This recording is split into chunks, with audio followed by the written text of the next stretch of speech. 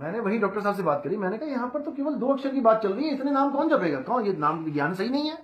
तो मैंने वहां पर क्रॉस कर दिया, मतलब कि मैंने वहां पर छोड़ दिया, मैंने तो हाथ जोड़ दिए परमात्मा को, अगर आपने ये वाणी मेरे सामने लेके आए हो और अगर यही सच है तो अब ये आप देखो कि ये ज्ञान मुझे कैसे, मुझे नहीं पता ये कहां मिलेगा ज्ञान, लेकिन इस बंदे के पास नहीं है।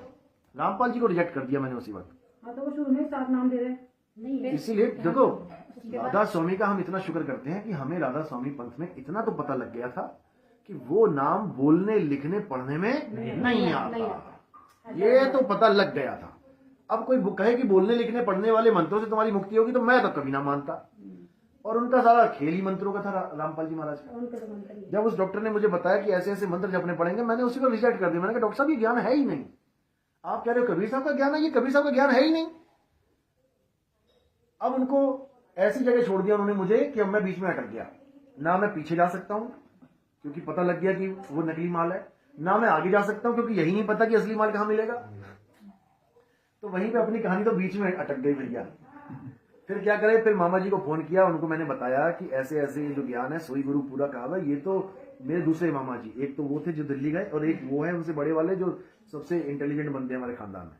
तो मैंने कहा किताब कबीर साहब की वाणी ऐसे ऐसे बोल रही है, 5 नाम का तो खंडन कर रखा है। अरे कहां से कौन सी किताब मिल गई, फाड़ के फेंक दे। मामा जी कहते, अरे मैंने कहा ग्रंथ फाड़ के तो मैं फेंक दूं, कबीर साहब का ग्रंथ है, लेकिन यहाँ जो चिपक गई ये कैसे फाड़ू, जो यहाँ पे आ गई वो कैसे फटेगा भाई। अरे कुछ नहीं है, छोड़ दो उसको। मैंने कहा ठीक है भैया छोड़ दिया, अब नहीं आता मैं आप लोग के पास। तो मैंने राधा स्वामी व्यास छोड़ दिया। कहने का मतलब वैसे नहीं छोड़ा, ठीक है, मतलब दिमाग से ये चीज निकाल दी कि ये पूर्ण संत है, हटा दिया, लेकिन आगे का रास्ता भी नहीं था। तो मैंने हाथ जोड़े मालिक के आगे, मैंने कहा भाई आप देखो, आपका बच्चा आपका जीव है, अगर आगे ज्ञान देना होगा तो बता देना ये कहाँ पे है, कौन सा पंथ है, नहीं तो जाने दो। ये आप 100 नंबर सत्संग सुनोगे ना, उसमें मैंने पूरा समझा रखा है A to Z।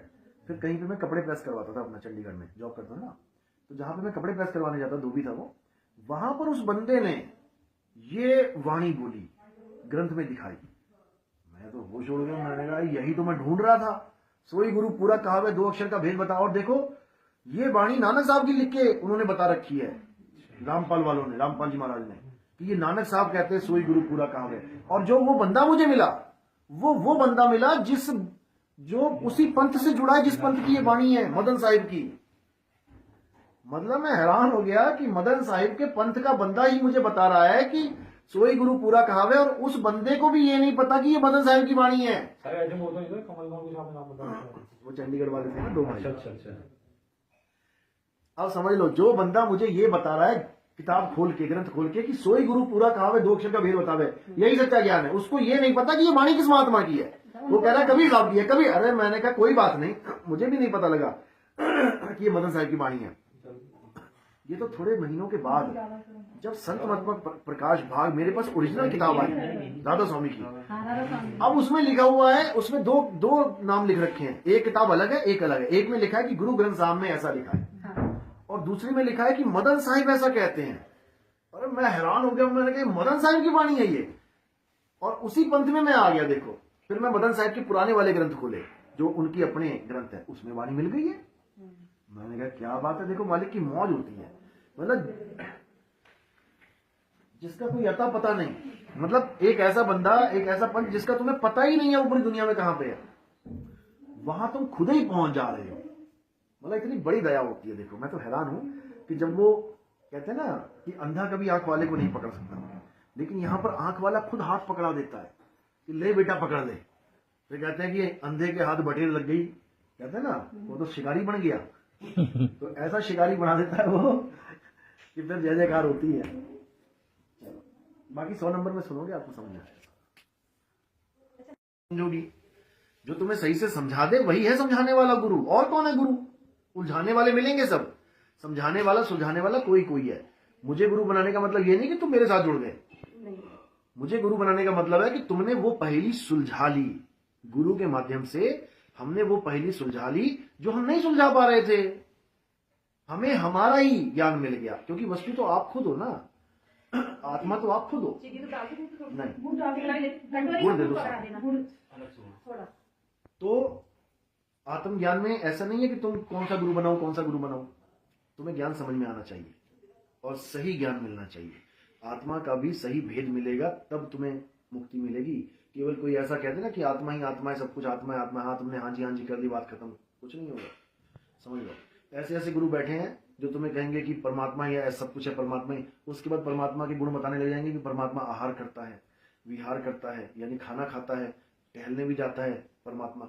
अब बताओ, ऐसा ज्ञान अगर तुम्हें कोई पकड़ा देगा तो तुम टहलती रह जाओगी, क्योंकि जैसा गुरु, और क्या, जैसा गुरु तुम्हारे अंदर बीज डालेगा ना वैसा ही अंकुरित हो जाएगा वो।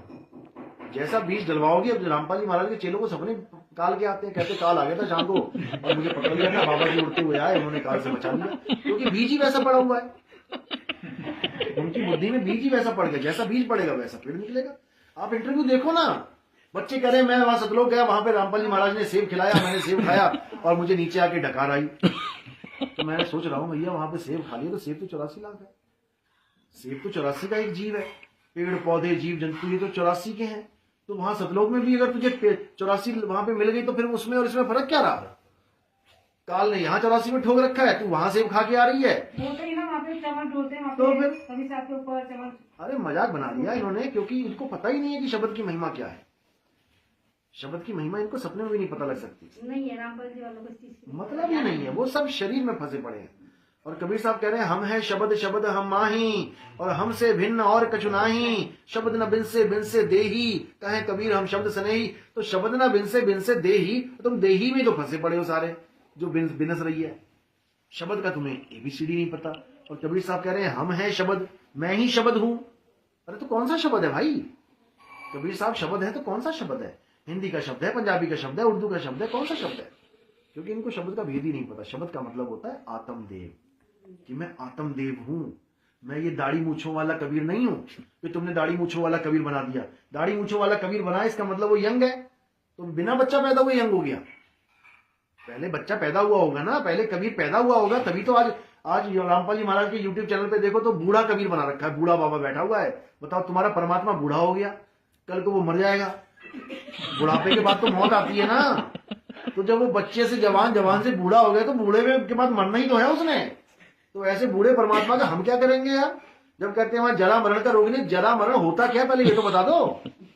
अरे बुढ़ापा ही होता है ये, जर्जर हो जाना, जरा मरण। इसीलिए तो कहते हैं कि नाम खंड हो जाता है, हर बात में नाम खंड हो जाता है। बताओ, नाम ना हो गया, कांच का गिलास हो गया, आज से छूटा खंड हो गया, नाम खंड हो गया। अरे ये मत करो, आपका नाम खंड हो गया। नाम अखंड और सब खंडा, सार शब्द गर्जे। अब मैं ये वाणी बोलता हूँ ना, तो गोरखपुर में एक पता क्या बोला, अरे नितिन दास के पंथ में तुम मीट भी खा सकते हो, दारू भी पी सकते हो। भगत कहते क्या बात कर रहे हो, क्यों? कहता उसके तो नाम खंड होता ही नहीं है। अरे मैंने कहा यार ये कौन सा नया ड्रामा चल रहा है? कहते उनके नाम खंड होता ही नहीं है, वो तो अखंड नाम लेके बैठे, तुम जो मर्जी खा लो। अरे ये कौन आ गया भाई? रिकॉर्डिंग पड़ी है मेरे पास। नहीं, नाम तो गुरुजी खंड ज्यादा। अरे मर्यादा खंड होती है, नाम खंड नहीं होता, मर्यादा खंड होती है। मर्यादा है जो खंडित हो रही है। हैरान हो गया, पूरे गोरखपुर में हल्ला मचा हुआ है कि नितिन दास के यहाँ जाओ, जो मर्जी खाओ पियो, वहां तो नाम खंड ही नहीं होता, यहाँ तो नाम खंड होता है भाई। वाह वाह, होशियार सिंह। नहीं, मैंने क्या मतलब शुरू से ही मैंने राधा स्वामी के ही सत्संग में गई हूँ और वही सुने हैं। मैं कह रहा हूँ कि आप बहुत ही किस्मत वाले हो, अगर आपका पहला गुरु राधा स्वामी है, बहुत किस्मत वाले 2 साल की थी, मतलब तब से मैं खुद किस्मत वाला हूँ, सत्संग में जा रही हूँ। 2 साल की थी, हालांकि मेरा वो पहला गुरु नहीं था, है ना, वो मेरे पहले ही थे और अभी तक तो आखिरी है। अच्छी बात है ना। और मैंने बहुत मतलब रोई हूँ, नाम लेने के लिए मुझे मिलता नहीं था, क्योंकि वो उन्होंने अनाउंस कर दिया था कि शादी के बाद मिलेगा, शादी के बाद। हमारा भी यही। फिर वो शादी के बाद जब नाम मिला तो बाबा जी जयपुर आए थे, और उसी साल मतलब जिस साल मेरी शादी हुई तो मैंने लिया, फिर इनको नहीं मिला, इनको निकाल दिया था नाम में से। मैंने उन्होंने कहा 3 सत्संग अलाउ है, शादी के बाद मिलेगा तो सही। उन्होंने कहा 3 सत्संग अलाउ है, तो मैंने इनको बोला कि आप तो बोल देना, मैंने 3 सत्संग सुने हैं, 2 तो सुने ही है। तो इन्होंने कहा हाँ बोल दूंगा। फिर वहां गए तो ये तो बोल दिया नहीं, मैंने तो 2 ही सुने, बोला नहीं गया। फिर इनको नहीं दिया, फिर मुझे नाम मिल गया। फिर जब मैं नाम लिए 5 और जब सुमिरन करने लगी तो कुछ ऐसा कुछ खास लगा नहीं कि मतलब फिर धीरे धीरे मेरे को कुछ कोई अंदर से मतलब प्रॉब्लम्स आने लगी। तो मुझे ऐसा होने लगा अंदर से कि यार नाम अगर है और सच में है कुछ परमात्मा का नाम, तो एक नाम को सुमिरन जब किया जाता है बैठ के, तो कम से कम उस नाम में इतनी पावर तो होनी चाहिए कि अपने आसपास कोई बुरी आत्मा ना भटके। बिल्कुल। तो हनुमान चालीसा पढ़ते हैं, गंगा जल के छींटे घर में डालते हैं, उसमें इतनी पावर होती है कि कोई बुरा सपना भी आ रहा है तो वो नहीं आता, कोई चीज डरा रही है तो वो नहीं डराती। तो फिर अब राधा स्वामी का नाम अपन जप रहे हैं और 1-1 घंटा अपन जप रहे हैं, उसके बाद भी मतलब कोई चीज अपन को परेशान कर रही है तो इस नाम में मतलब पावर नहीं है। ये चीज मेरे दिमाग में बैठ गई। असल में आप जिसका नाम जप रहे थे ना, वही आपको परेशान कर रहा था। अब वो तो मुझे नहीं पता, मैं तो जो सच है और मेरे साथ हमें पता है। हुआ है और जो मैंने सोचा है, और उसके बाद मैंने सिमरन करना ही बंद कर दिया। अच्छा किया, बहुत बढ़िया। और अभी फिलहाल मैं प्रोजेक्ट में कुछ नहीं करती, बस ये मेरी भाभी जो भी यूट्यूब पे आपके सत्संग डालती है वो सुनती रहती हूँ बस। कोई बात और नहीं, वो भी सत्संग आपका मुझे कोर्स उनके है। भी अच्छे लगते हैं, सत्संग मुझे आपके भी अच्छे लगते सत्संग हैं। सबके अच्छे लगने हाँ, चाहिए, सत्य की बात जो बोल रहा है अच्छी पर बात है। एक कंफ्यूज करने, अब जैसे पहले ये भाई उसमें था, अभी क्या नाम बता, रामपाल जी के में, तो उनके सत्संग ये लगाते थे तो वो मुझे समझ में नहीं आते थे, वो मुझे अजीब सा लगता था, क्योंकि उनकी ज्ञान गंगा घर पर आई, ऑर्डर करी इन्होंने और ज्ञान गंगा घर पे आई, मेरे ससुर जी को दी, तो उन्होंने थोड़ा सा पढ़ा, फिर इधर भेज दिया, तो मैंने उसको पढ़ा, तो मेरा दिमाग घूमने लग गया कि ये भी होता है कि ये तीनों काल के हैं, ये है वो है, इनका पिता कौन है माता कौन है, मैं गई तो मैं कंफ्यूज हो जाऊंगी, तो मैं तो छोड़ ही दी उसको, नहीं, ये थोड़ी सी होता पढ़ है, के। सच बात है ये। तो कबीर साहब मैंने की वाणी है, कहा, रामपाल नहीं, जी की मुझे वाणी उस है। रूप से ये पता चला कि ऐसा होता है, होता होगा, लेकिन सच है इस बात का कोई प्रूफ नहीं है। प्रूफ ना, नहीं। कबीर सागर, कबीर अनुराग वही तो सागर कह में रही ये सब है। अब और केवल कबीर सागर में नहीं, गुरु ग्रंथ साहब में ये सारी तो बातें वही हैं। तो चीज मैंने आपके आगे रखी कि लोग इतने सारे गुरु हैं और सब अपनी अपनी जगह सच बताते हैं, तो हम आम इंसान को कैसे पता चलेगा कि ये सही नाम दे रहा है, अपन को आगे तक ले जाएगा, ये झूठा नाम दे रहा नहीं ले बिल्कुल, जाएगा, बिल्कुल, बिल्कुल। हमें कैसे पता चलेगा? तब पता लगेगा जब कोई बताएगा। हाँ, तो वही तो बता ही रहा हूँ ना मैं, इसी को जब आप समझ जाओगे ना जो मैं बता रहा हूँ, फिर आपको खुद ही समझ में आएगा, क्योंकि आपको फिर हर बाणी समझ में आने लग जाएगी। संतों ने केवल एक ज्ञान नहीं दिया है। जैसे आप किसी बच्चे को स्कूल में डालो तो एक ही स्कूल है ना, एक ही प्रिंसिपल है ना उसका, लेकिन कितनी क्लासेस चल रही हैं उसमें? LKG, UKG, first, second, third, fourth करते करते 12वीं तक वो स्कूल है। अब तुम प्रिंसिपल को कहो कि नहीं, ये जब आपका स्कूल है तो ये नीचे वाली हटाओ ना इसको, ये तो अधूरा ज्ञान है, केवल 12वीं का ज्ञान दो आप, तो क्या सबको मिल जाएगा वो ज्ञान? वो नीचे से चलते हुए आना पड़ेगा उसको। इसी प्रकार हर गुरु एक ज्ञान दे रहा है और वो बहुत जरूरी है हमारे जीवन में आना। अगर हम सारे गुरुओं का ज्ञान नहीं समझेंगे तो इसका मतलब हम आगे नहीं बढ़ पाएंगे। तो जिस गुरु का ज्ञान आपको समझ में आ रहा है, इसका मतलब आप उस लेवल के शिष्य हो। जिस गुरु का ज्ञान आपको समझ में नहीं आ रहा है, इसका मतलब वहां पहुंचने के लिए भी थोड़ा टाइम लगेगा। जैसे 5वीं के बच्चे को 10वीं की किताब पढ़ा दी जाए और पूछा जाए कि क्या लिखा है बता, इसमें बता देगा क्या? उसको अटपटा लगेगा कि यार ये क्या है। लेकिन वही किताब उसको कब समझ में आएगी? जब वो 5 क्लासें और ऊपर आ जाएगा, तब उसको वही किताब समझ में आने लग जाएगी। तो इसी प्रकार हर गुरु का ज्ञान अपने अपने लेवल के बच्चे को समझ में आने लग जाता है। राम जी वाले गुरु के ज्ञान के पीछे हजारों राम जी वाले बच्चे चल रहे हैं। क्यों? क्योंकि उनका लेवल राम जी तक का ही है। अभी वो अभी शरीर से ऊपर उठ नहीं पा रहे हैं। उनको लग रहा है भगवान राम यानी एक शरीर भगवान है, और हमारे गुरु जी भी कह रहे हैं कि राम भगवान है। हाँ, यही सही है, क्योंकि वो तन से ऊपर नहीं उठ पाए, यानी साकार से ऊपर नहीं जा रहे हैं। अब जो हिंदू हैं वो राम जी के पीछे लग गए। अब जो मुसलमान हैं उनकी बुद्धि का विवेक और ऊपर उठ गया। उनको समझ में आ रहा नहीं यार, राम जी के तो यार नदी में इंतकाल हो गया, मृत्यु हो गई। कृष्ण जी के तो पैर में तीर लग गया, मर गए। यार भगवान तो मर नहीं सकता, भगवान कैसे मर जाएगा? यानी ये भगवान नहीं है। यानी उन्होंने साकार को किनारे कर दिया कि भगवान एक आदमी के रूप में नहीं हो सकता। निराकार को मान लिया कि हाँ अल्लाह निराकार है, परमेश्वर है निराकार, उसका कोई आकार नहीं है। आज आधी दुनिया निराकार को मान के बैठी है। बिल्कुल सही है। समझ रहे हो? इसका मतलब उनका लेवल थोड़ा सा और ऊपर उठ गया।